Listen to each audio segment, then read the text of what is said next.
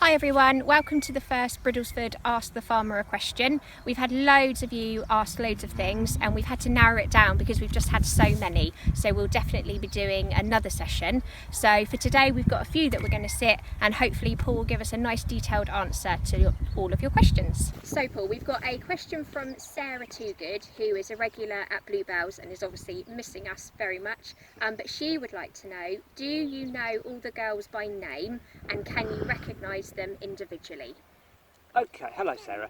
A good question. I must be honest, I don't know them all individually, but I have to be able to identify them. So we do that in two ways. So they've got an ear tag. Every cow that's born in this country has to have a unique identity, and in fact they have a passport as well, which is issued to them when they're born. So all the animal movements around the country are all recorded.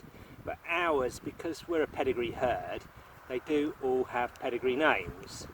So we've got, I believe we've got 8 or 9 cow families, and they're all named after, each family is named after a flower. So their surname is a flower. And I'll give you an example, we've got bluebells, surprise, surprise, and we've got daffodils and foxgloves and crocuses and lilies and a few more which I can't remember off the top of my head.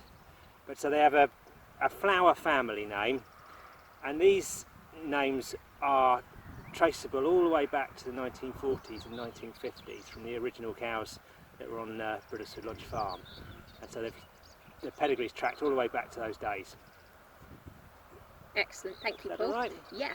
And the next question comes from Anna O'Keefe, who is a very good friend of us all, and she is very interested into how we've managed to have so many twin calves this year. She's only ever known single births, being a farmer herself, and she wonders if this is down to the breed. I'm not sure if it's down to the breed, if I'm honest, Anna. We seem to get between sort of 5 and 10% twins every year. And I suppose if you're farming beef cattle and you're not seeing that, then it must be down to the breed. But yeah, we get quite a few. Excellent, thank you, Paul. And we've got another question from Claude, who would like to say how much he loves the herd and particularly loves using our milk. He is a barista and he would like to know the best way to make our milk frothable. Yeah, our milk is prized for its frothability. And I'm glad you asked the question because I like talking about it. It's used by some of the best baristas in the country, and part of the reason is the flavour, but also because it holds the froth extremely well. So it's very effective for latte art. Jules will say that it's just to do with the steam arm on the cappuccino machine. She's completely wrong. Yeah, no. It's the milk. No, I think there's a bit of both. You've got to have some skill, but actually you've got to work with material and technique. Yeah, you've got to have the right raw material. Well, Guernsey milk is it's unique in the sense that it's got a particular ratio of butterfat to protein, and I think it's the protein ratio that makes the best frothability. But also we don't homogenise it, and we think that the homogenisation process prevents it from being so frothable. So we think that spoils it to a certain extent.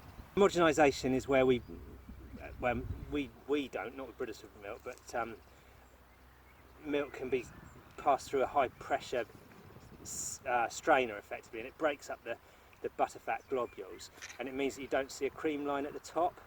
So with our milk you'll always see that cream line at the top, and that's because it's not homogenised.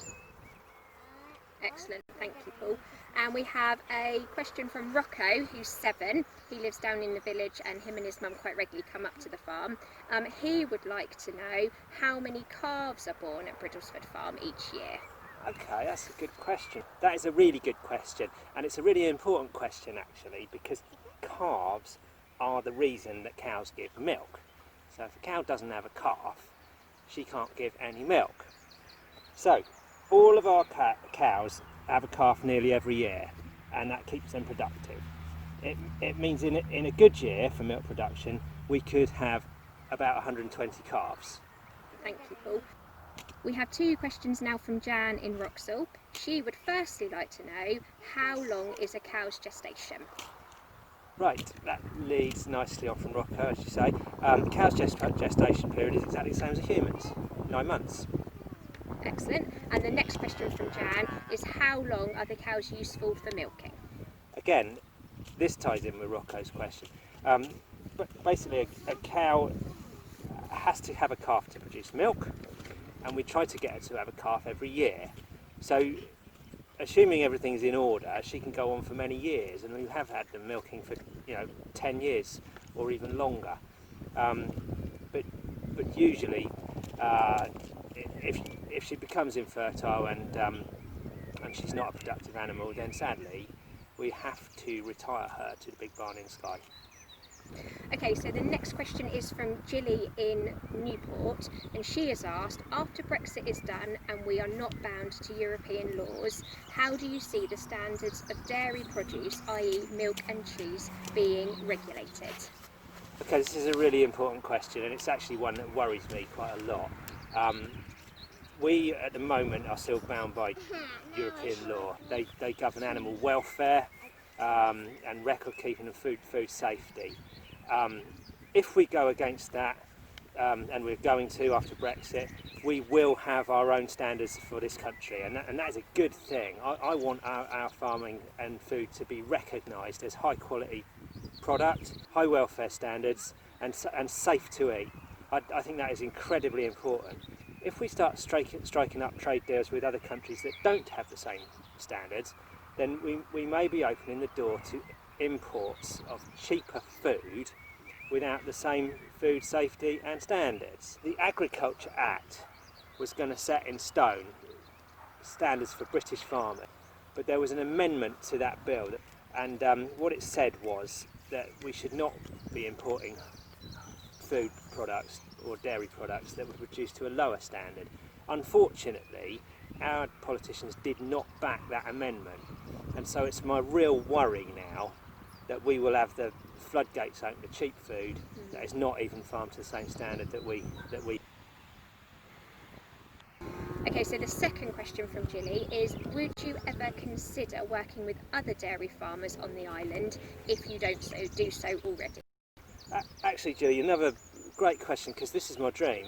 I want to do something for the Isle of Wight dairy sector, and I think if we do pull together, we can really maintain a fair price, and we can sell Isle of Wight milk to Isle of Wight people. So we've made a start on that. I'm working with Reed's farm at Carisbrook. Mark Reed, very, very good farmer, and I hope that if that's successful, we can take it a stage further. Excellent. And the last one from Gilly is, do you enrich your grass for your cattle to feed on? And if so, is it organic or is it chemically enriched? Okay, well, we do both. We use all the dung from the cows goes back into the ground to fertilise crops, and that's incredibly important in terms of nutrient. We also use artificial fertilisers. We use them sensibly. There's no nasties in there. We only put them on when the crop's growing so it can utilise it. And I speak about grass as a crop because it is.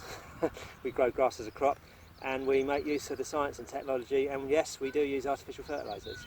Fabulous, that's great. And Gilly just rounded off her questions by thank you ever so much for taking the time, and please keep up the good work. That's really nice. Thanks so much for that message. Right.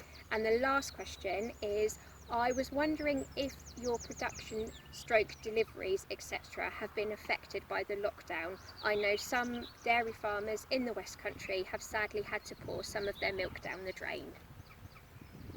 Yeah, well, we've been affected, not as badly as those in the West Country. We haven't thrown any milk away, but in fact our retail sales have gone up. I mean, we sell a lot more fresh milk now than we did before the lockdown.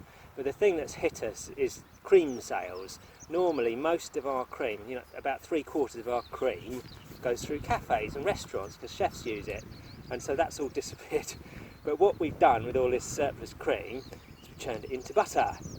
So we have got quite a lot of butter in stock. I think we're probably, Stocked up several for a hundred while. kilos of butter in stock. But we are selling it, and also when the cafes open up again, the chefs are going to use frozen butter for a little bit. So I'm fingers crossed, everything that's gone into the freezer will be used, and we've been able to use surplus cream to make into something else. Okay, that's it. That's all the questions that we've had for today. Like I say, we've had a great response to this, so we will definitely be doing it again in the future. Thank you very much. Take care, guys. Bye bye.